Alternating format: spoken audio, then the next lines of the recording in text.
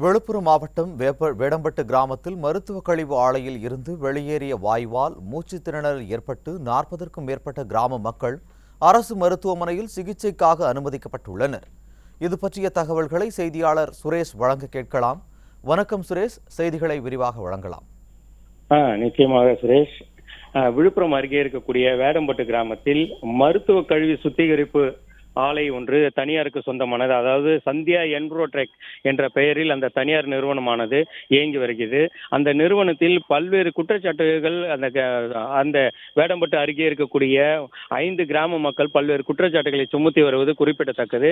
அங்கு மருத்துவ கழிவுகள் எரிக்கப்படுவதாகவும் அதன் மூலம் ஏற்படக்கூடிய நச்சு காற்றால் பல்வேறு பாதிப்புகள் மக்களுக்கு ஏற்படுவதாக கிராம மக்கள் தொடர்ந்து குற்றச்சாட்டுகளை எழுப்பி வந்த நிலையில் பல்வேறு கட்ட போராட்டங்களும் அந்த கிராம மக்கள் நடத்தியுள்ளது குறிப்பிடத்தக்கது. நேற்று முன்தினம் நடைபெற்ற தேர்தல் நாடாளுமன்ற தேர்தலையும் அந்த கிராம மக்கள் வேடம்பட்டு, நன்னாடு உள்ளிட்ட கிராம மக்கள் அந்த தேர்தலை புறக்கணித்து போராட்டத்தில் ஈடுபட்டது குறிப்பிடத்தக்கது.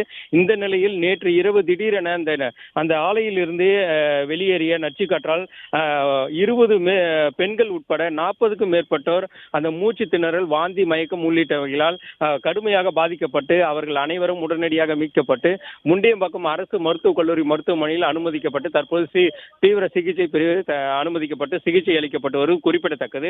அந்த ஆலையை மக்களுக்கு பாதிப்பு ஏற்படுத்தக்கூடிய அந்த ஆலையை உடனடியாக மூட வேண்டும், அவற்றின் மீது நடவடிக்கை எடுக்க வேண்டும் என்பது அந்த கிராம மக்களின் கோரிக்கையாக இருக்கிறது. ஆனால் மாவட்ட நிர்வாகமும் தமிழக அரசும் எவ்வித நடவடிக்கையும் எடுக்காமல் மக்களின் உயிரோடு விளையாடுவதாக இந்த பாதிக்கப்பட்ட மக்கள் தற்போது குற்றம் சாட்டியிருப்பது குறிப்பிடத்தக்கது.